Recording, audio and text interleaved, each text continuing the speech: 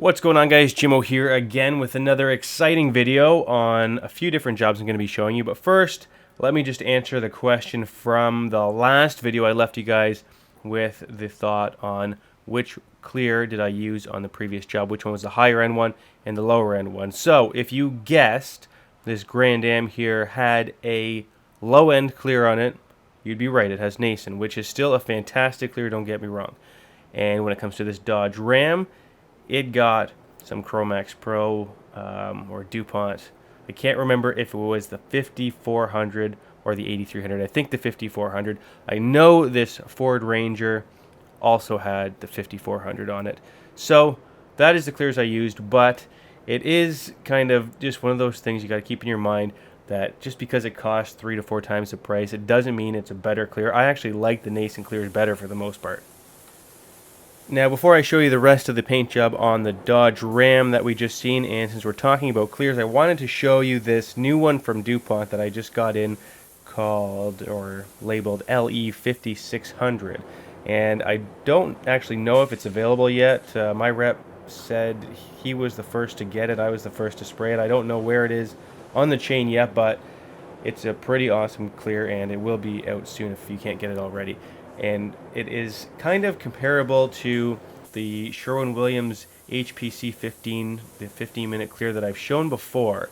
And I've been bugging both DuPont and BASF for a long time to come out with a clear that compared to that in speed. So basically this stuff is back-to-back application, no flash time. So you put your both coats on, first coat, second coat, no flash. And it dries in 2 hours. You can polish it air drying. In about 10 minutes, it's tacked up enough that you can pull it out of the booth and get your next job in. So you can get a lot through in the course of the day if you're in a high production shop and you don't have access to a makeup unit. Now, some of you might have just caught me picking something out of my clear.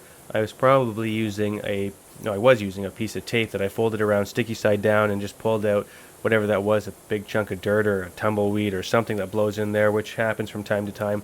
And I actually do have a little vacuum system that's meant to do that, we paid a few $100s for. I still haven't got around to using, but one of these days I'm going to test it out, and I'll make sure I got the camera handy and I'll let you know how that works. But yeah, this clear is pretty cool, and just the fact that you can polish it so quickly in an air dry environment, it's good for a lot of different reasons.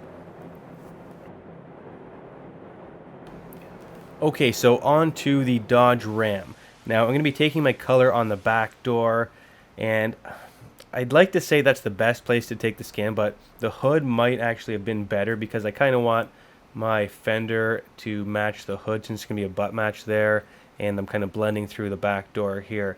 And since it's kind of like a really angled hood to the fender where it lines up, you're not going to really see a slight variance in color. So, but still, I might have wanted to have a better match there than I would have on the back door. But anyway, that's where I took my color. PS2 is what this is here, and as far as color match goes, it's usually been spot on in both paint lines that I've been pretty familiar with, which is the BASF line and the DuPont line.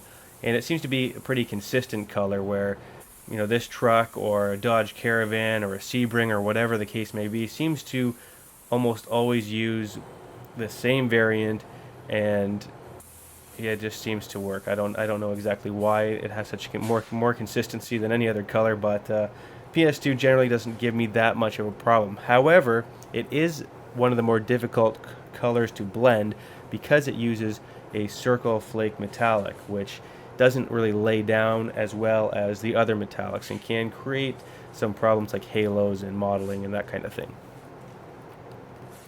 So now that I remembered to tape up my little window where I took my color reading, ideally I like to take my readings before it gets in the booth, and I'll polish the spot up and get the best possible reading with my spectrophotometer, but we skipped that part. So anyway, what I'm doing right now is applying the wet bed or orientation coat, and that is designed to kind of keep that blend panel as wet as possible while I apply my color and blend my color into the wet panel. So the idea is everything lands wet, as I've said in many videos before, and it prevents you from having a dry edge of paint, which is going to stand up a little bit differently and reflect along that edge, which would give you kind of a visible blend in that area.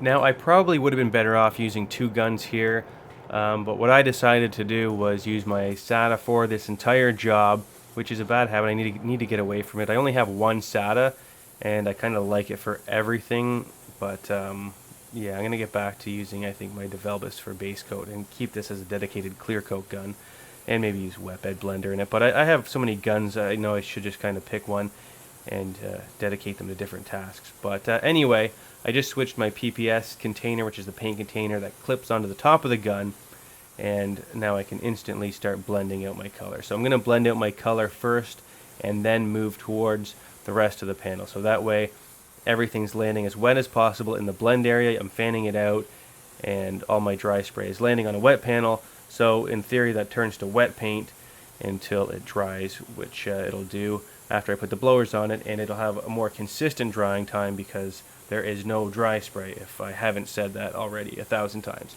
So yeah, now I'm on to the rest of the panel. I'm going to make sure I do the offsets, all the inside the wheel wells, and the underneath the fender there. There's a few inches that you probably can't see because of the stand.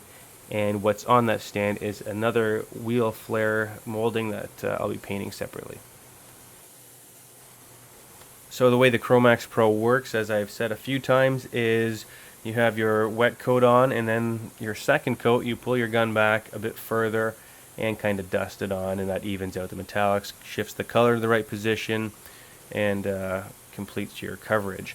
Now, I really like this application. I find it awesome that I'm only in there for 2 to 3 minutes of actually applying the paint.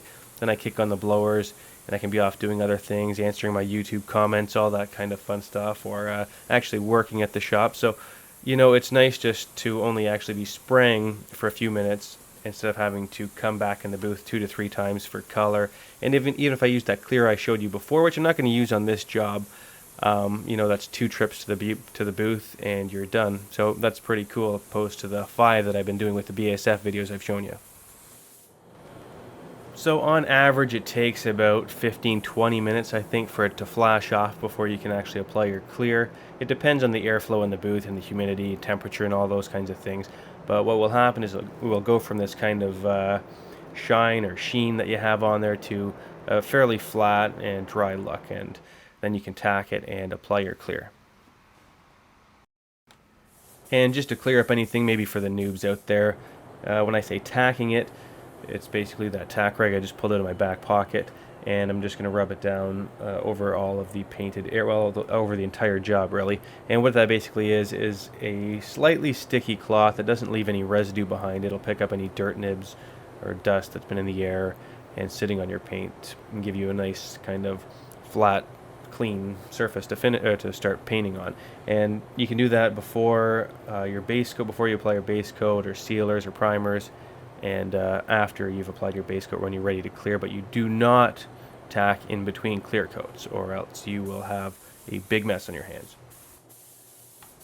So I'm going to start clearing at the top of the door and kind of just work my way down the entire job, applying it on in the normal fashion, nice and wet, medium wet. What I tend to do is go a little bit lighter on my first coat and then kind of hammer on my second one. Some people complain about that, but that's just the way I do it. And if you can, remember, you should kind of let up on the back edge of your door, or else too much clear coat on that one panel, even though we blended and that's just clear, it can kind of magnify the back door and give you a slight color difference. I've never actually really seen it, but I've heard some people have had issues with it, and when you go to the trade schools, they will tell you to do that as well. So just keep that in mind when you're spraying clear. And it's also nice because it'll keep you from having a heavy edge on the edges of all your panels, which you can kind of see on some jobs. Even from the factory, I've noticed that they have a bit of buildup on the edges, which you kind of want to, well, I think you want to avoid. I do. And I did actually do an experiment a while ago, and I'm pretty sure I did a video on it called How Clear Can Change Your Color. Maybe it was just an article. If it was just an article, you'll find that on Refinish Network. It might be a video though, I can't really remember, and I'm trying to do this video edit right now, so I'm trying to focus on this right now. So if it's out there, try and find it. It's kind of cool. Basically, I took a spray out card, painted it, put 1 coat of clear on it, then I taped that off after it dried, then I hammered like 10 coats of clear on the other side of it, and then you have a side-by-side comparison of what 1 coat versus 10 coats of clear does to a color. It was actually pretty cool. It changed it quite a bit. So if you can find that, check it out. And I know you guys probably seen me fish out another piece of dirt or something from that job, which I don't know, it's just a bad day for aphids and tumbleweeds in the booth today. I don't know what's going on. It's not the greatest booth in the world, so you know, you have to fight the elements every now and then. So this is coat 2 of LE 5400. I'm like 99% sure is what I used on here. And yeah, about 5 to 10 minutes of flash time, and then there's that molding I'm just finishing off with a poorly angled camera shot. It's hard to find good help in the paint booth when you need good camera work, but what are you going to do? So here is the end result, and sorry I don't really have a fully assembled final shot to really show you guys that it's worth anything, but we just got a new detailing department that's down the road, so it's getting tougher for me to get these end result shots, but I'm going to try harder.